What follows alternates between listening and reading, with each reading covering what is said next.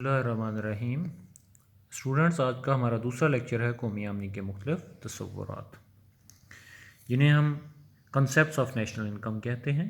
ख़ाम कौमी पैदावार या मरकब कौमी पैदावार, खालस कौमी पैदावार, ख़ाम मुल्की पैदावार, कौमी आमदनी, शख्सी या ज़ाती आमदनी, काबिल तसर्रुफ़ शख्सी आमदनी, फ़ीकस आमदनी।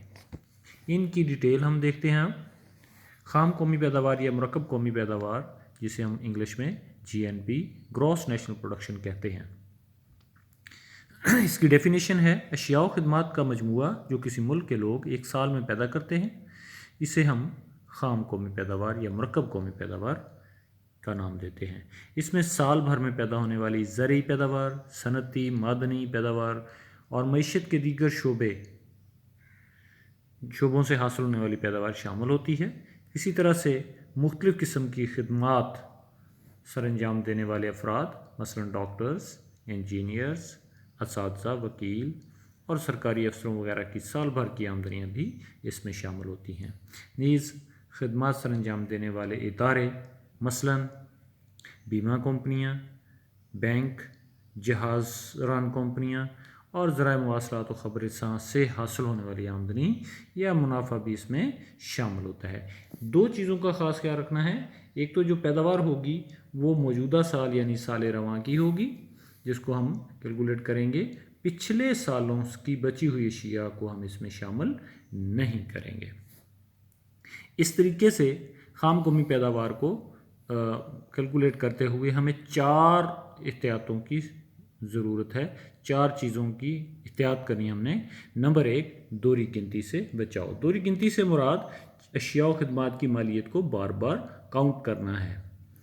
इस तरह बार बार काउंट करने से हमारी ख़ाम कौमी पैदावार के जो अंदाज़े हैं, जो कैलकुलेशन है, वो गलत हो जाती हैं।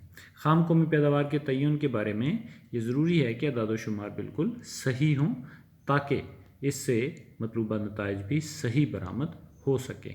इस मकसद के लिए लाजमी है कि अशिया व खिदमात को गिनते हुए हम या तो चीज़ों की इब्तदाई शक्ल ले लें और बाकी तमाम स्टेप्स पर सूरतों में उसके अंदर होने वाला इजाफा, जिसको हम वैल्यू एडेड कहते हैं, उसको जमा कर लें, या फिर सिर्फ़ और सिर्फ आखिरी शक्ल ले लें और बाकी तमाम इब्तदाई सूरतें छोड़ दें, जिससे हम ख़ाम कौमी पैदावार को कैलकुलेट कर सकते हैं। मैं आपको इसकी मिसाल देता हूँ कि अगर लकड़ी है, ख़ाम लकड़ी, उसकी जो इब्तदाई शक्ल है, ख़ाम लकड़ी की इब्तदाई शक्ल, उसकी वैल्यू को हम ले लें और हर स्टेप पर होने वाला उसमें इजाफा जो है उसको कैलकुलेट कर लें, तो ये हमारी ख़ाम कौमी पैदावार होगी। दूसरी एहतियात जो है वो है ज़ाती इस्तेमाल में आने वाली अशिया व खिदमात का शुमार करना। ख़ाम कौमी पैदावार की पैमाइश में बाज़ चीज़ें जो ज़ाती इस्तेमाल में आती हैं वो भी शुमार होने से रह जाती हैं। मसलन अगर किसी के पास कार है, वो ज़ाती इस्तेमाल की बजाय अगर टैक्सी के तौर पर चलाए तो उससे कौमी आमदनी में इजाफा होगा, मगर ज़ाती इस्तेमाल में आने से कार की आमदनी या पैदावार उसमें शामिल नहीं होती। इसी तरह मकान और घरेलू ख़वातीन की खिदमात, जिनका हम कोई मुआवजा अदा नहीं करते, वो भी इसमें शामिल होने से रह जाती हैं। तीसरी एहतियात है ज़ख़ीरा अंदोज़ी, स्मगलिंग या आमदनी के बारे में गलत अदाद व शुमार फराहम करना। बाज़ लोग अपनी आमदनियों का सही बताते नहीं हैं, या अशिया स्मगल हो जाती हैं, या फिर ज़ख़ीरा अंदोज़ी, चोर बाज़ारी की वजह से ख़ाम कौमी पैदावार में शामिल नहीं होती। इसी तरह से हमारे अंदाज़े भी ख़ाम कौमी पैदावार के बारे में गलत हो जाते हैं। एक अंदाज़े के मुताबिक कुल कौमी पैदावार का तकरीबन 10% हिस्सा जो है वो कैलकुलेट होने से रह जाता है। चौथी चीज़ है बैरूनी मुल्क आमदनियों को शुमार करना। बैरूनी ममालिक से हासिल होने वाली आमदनी को भी ख़ाम कौमी पैदावार में शामिल करना चाहिए। इसी तरह बैरूनी ममालिक के जो मुनाफा जात बैरूनी सरमायाकार की वजह से वसूल होते हैं या गैर मुल्की तरसीलात वसूल होती हैं, वो भी ख़ाम कौमी पैदावार का हिस्सा बनते हैं। स्टूडेंट्स, यहाँ पे मैं एक और चीज़ आपको बताता जाऊँ कि ये जो 4 एहतियातें हैं और ऊपर हमने जो इसकी डेफिनेशन पढ़ी है, ये है आमदनियों के लिहाज से खाम कौमी पैदावार की पैमाइश।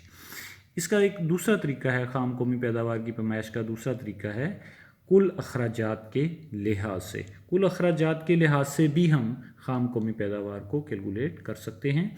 उसमें जो जो अखराजात आएंगे वो हैं निजी सरफी खर्च, हुकूमत का सरफी खर्च, निजी सरमायाकारी, सरकारी सरमायाकारी, गैर मुल्की सरमायाकारी और बरामदात और दरामदात का फ़र्क।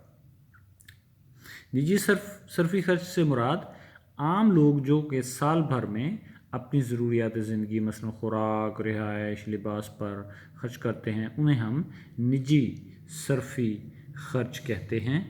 इसी तरह हुकूमत का जो सरफी खर्च है वो सरकारी मुलाजमीन को तनख्वाहें अदा करना और अलाउंसेस, मुराद वगैरह देना, उन पर जो अखराजात आते हैं वो हुकूमत का सरफी खर्च होता है। इसी तरह खाम निजी सरमायाकारी जो है, खाम निजी सरमायाकारी यानी ऐसी सरमायाकारी जो आम अफराद अपनी बचतों से करते हैं, उसे हम खाम निजी सरमायाकारी कहते हैं। निजी से मुराद प्राइवेट लोग जो सरमायाकारी करते हैं। सरकारी सरमायाकारी है हुकूमत का सरमायाकारी पर खर्च जो कि हुकूमत नए कारखाने लगाने और दीगर तरक्याती मनसूबों की सूरत में करती है, उसे हम हुकूमत का सरमायाकारी पर खर्च कहते हैं। गैर मुल्की सरमायाकार, किसी भी मुल्क में गैर मुल्की सरमायाकार बाहर से आके सरमायाकारी करते हैं तो उस सरमायाकारी की जो पैदावार है उसको भी हम खाम कौमी पैदावार में शामिल करते हैं। एक आखिरी चीज़ जो है वो है बरामदात। तलबा, बरामदात से मुराद वो तमाम अशिया हैं जो हम दूसरे ममालिक में बेचकर ज़र मुबादला कमाते हैं और वो हमारी आमदनी का ज़रिया बनती है। और दरामदात से मुराद वो तमाम अशिया हैं जो हम दूसरे ममालिक से ख़रीदते हैं और उसके ऊपर अखराजात करते हैं। तो बरामदात यानी हमारी आमदनियों और हमारे अखराजात के दरमियान जो फ़र्क होगा उसको हम खाम कौमी पैदावार में जमा करेंगे। इसको हम x माइनस एम यानी x फॉर एक्सपोर्ट है और m फॉर इम्पोर्ट है, ये दो सिंबल जो हैं इनको हम इकोनॉमिक्स में इस्तेमाल करते हैं। x माइनस एम, तो एक्सपोर्ट माइनस इम्पोर्ट्स। इसका एक नीचे फार्मूला दिया गया है, खाम कौमी पैदावार बराबर है सर्फ जमा सरमायाकारी जमा हुकूमती खर्च और सरमायाकारी जमा बरामदात माइनस दरामदात। इसको इंग्लिश में लिखा हुआ है GNP gross national production is equal to C consumption, I investment, G government expenditure plus X minus M export minus imports.